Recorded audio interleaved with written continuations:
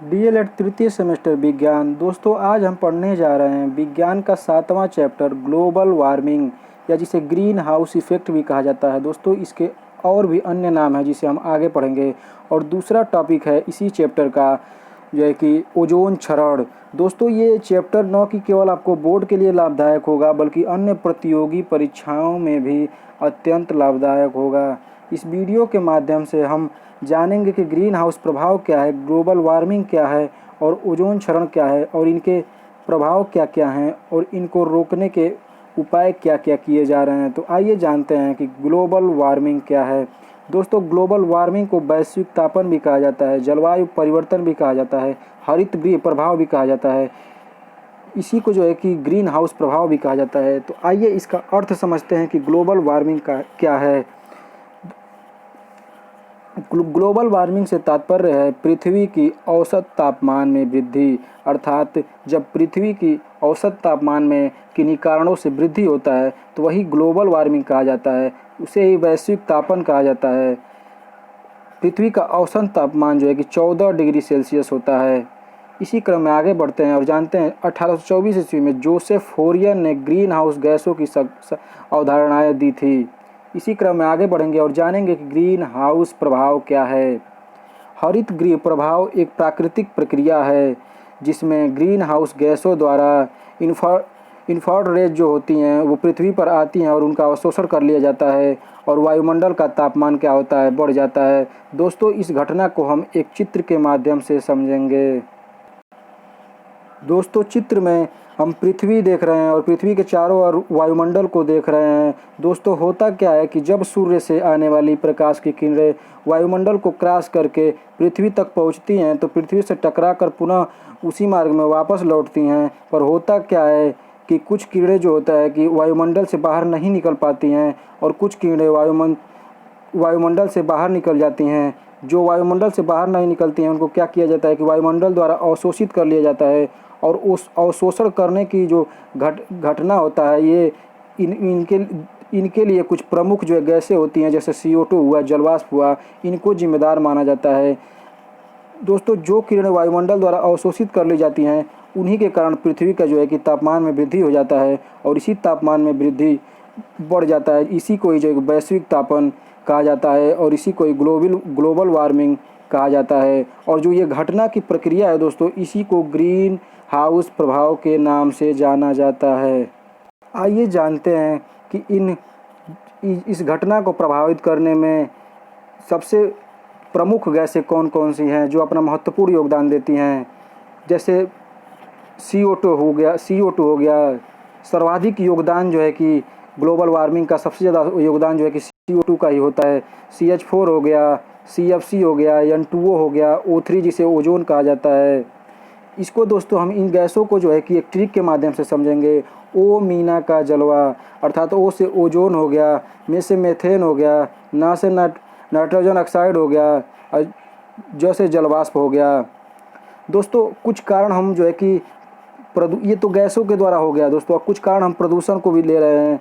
जो प्रदूषण होता है इनके द्वारा इन गैसों का जो है कि उत्सर्जन किया जाता है, उसके द्वारा भी इस घटना को जो है कि घटना में वृद्धि होता है। और वनों की कटाई, अर्थात वनों की कटाई होगा तो इन गैसों को जो है कि अवशोषण नहीं किया जा सकेगा।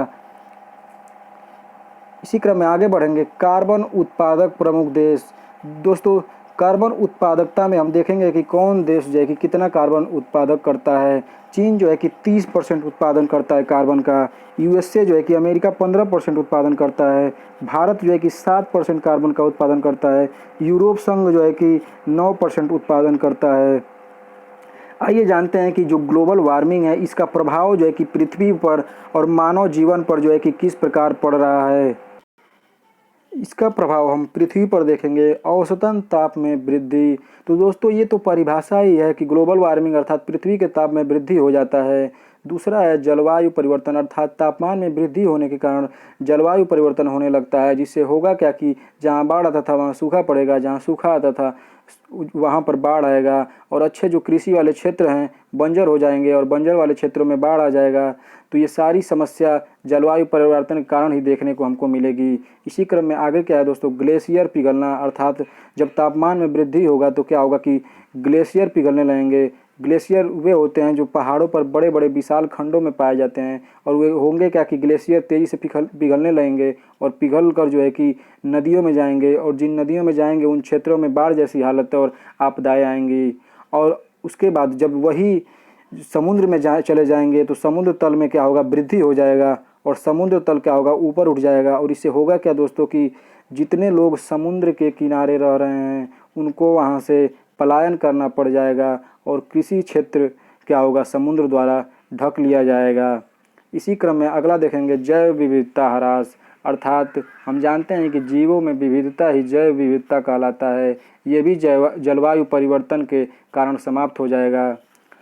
अब आइए देखते हैं पृथ्वी पर पड़ने वाले इन प्रभाव का मानव जीवन पर कैसा असर पड़ता है। दोस्तों हम जानते हैं कि जैसे ही टेम्परेचर बढ़ता है मानव में अनेक रोग उत्पन्न होने लगते हैं। इसके बाद जैसे ही जलवायु परिवर्तन अगर होगा तो क्या होगा, कृषि पूरी तरह से चौपट हो जाएगी, और जैसे जब वर्षा चाहिए तब वर्षा नहीं होगा, जब वर्षा नहीं चाहिए तब वर्षा होगा। इससे क्या होगा कि कृषि प्रभावित होगी और भूखमरी जैसे हालात होने लगेंगे। और उसके बाद दोस्तों हमने पढ़ा कि ग्लेशियर जब पिघल के समुद्र में जाएगा तो समुद्र के जल जो है कि बाहर आने लगेगा। इससे होगा कि जो समुद्र के अगल बगल जो लोग रह रहे हैं उनको आवास संबंधी दुनिया भर की समस्याएं उनके लिए उत्पन्न होने लगेंगी। उसके कारण क्या होगा कि ग्लेशियर के कारण ही बाढ़ की स्थिति आएगी, वर्षा कम होने के कारण सूखा की स्थिति पैदा हो जाएगी। तो हमने देखा दोस्तों कि किस प्रकार से संपूर्ण पृथ्वी और मानव जीवन इससे प्रभावित हो रहा है। दोस्तों आइए देखते हैं सर विश्व स्तर पे इसको रोकने के लिए कुछ प्रभाव किए जा रहे हैं। ये बहुत ही इम्पोर्टेंट है दोस्तों, अत्यंत ही जो है कि परीक्षाओं में पूछा जाता है। 1972 ईस्वी में पहला जो है कि पर्यावरण संरक्षण के लिए जो है कि एक सम्मेलन किया गया, स्टॉकहोम सम्मेलन। उसके बाद दूसरा 1992 ईस्वी में रियो20 सम्मेलन, जिसको पृथ्वी सम्मेलन के नाम से भी जाना जाता है, ब्राज़ील में किया गया। इसमें जो है कि UNFCCC और CO2 के गठन की बात की गई। इसी क्रम में आगे बढ़ेंगे और 1997 जो कि क्योटो प्रोटोकॉल जो कि जापान में किया गया। इसमें होता क्या है दोस्तों कि जिन देशों के पास सर्वाधिक जो है कि कार्बन की मात्रा है वो उन देशों को जो है कि कार्बन बेचने की अनुमति दे दी गई, और उसे कार्बन क्रेडिट के नाम से जाना जाता है।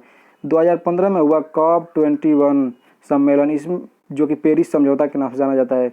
इसमें होता क्या है दोस्तों कि औद्योगिक क्रांति के पहले 2% जो है कि कार्बन का 2% से अधिक कार्बन न हो उतना लक्ष्य रखा गया। इसी क्रम में COP24 का COP24 जो है कि दिसंबर 2018 में पोलैंड कोटोवाइस में जो है कि सम्मेलन हुआ इसका। इसी क्रम में आगे बढ़ेंगे और जानेंगे ओजोन क्षरण। दोस्तों ओजोन क्षरण को समझने के लिए सर्वप्रथम हम ओजोन परत को समझेंगे। दोस्तों होता क्या है कि वायुमंडल में जो है कि विभिन्न प्रकार की मंडल पाई जाती हैं, जैसे क्षोभ मंडल, समताप मंडल, मध्य मंडल और आयन मंडल और बहिर्मंडल। और जो है कि दोस्तों समताप मंडल में क्या होता है कि एक जो है ओजोन की अधिक मात्रा वाली जो है कि परत पाई जाती है, जिसे ओजोन परत के नाम से जानते हैं। दोस्तों यह परत ओजोन मंडल में 10 से 50 किलोमीटर के अंतर्गत में पाई जाती हैं। दोस्तों होता क्या है कि इसका कार्य क्या होता है दोस्तों कि जो है कि ओजोन परत जो है होता क्या है कि सूर्य से आने वाली पराबैंगनी किरणों को अवशोषित कर लेती है, और जो कि पृथ्वी पर नहीं पहुंच पाता है। जिससे होता क्या है कि जो गंभीर समस्याएं जैसे चर्म रोग हो गया, त्वचा कैंसर हो गया इत्यादि से यह हमारी रक्षा कर पाती है। और इससे समस्या क्या है दोस्तों, ओजोन जो है कि ओजोन परत होगा क्या कि ओजोन परत अगर पतला होगा तो ये विभिन्न प्रकार की समस्याएं आएंगी। इसका कारण क्या है दोस्तों, कारण देख लेते हैं। जैसे कुछ हानिकारक गैस जैसे CFC हो गया, जो वायुमंडल में पहुंचकर O3 से क्या करता है, क्रिया कर लेता है और उसके बाद उसको क्लोरीन में बदल देता है, जिससे क्या होगा हमारी ओजोन परत जो है कि पतली हो रही है। सर्वप्रथम दोस्तों जो है कि ओजोन परत का पतला होना दक्षिणी ध्रुव अंटार्कटिका के ऊपर पता चला था, और इसका पता सर्वप्रथम ब्रिटेन की टीम ने लगाया था। आइए जानते हैं इसके उपाय क्या किए जा रहे हैं। पहली बैठक दोस्तों वियना में की गई। दूसरी बैठक जो है कि जो 1987 ईस्वी में मॉन्ट्रियल प्रोटोकॉल जो कि कनाडा में किया गया।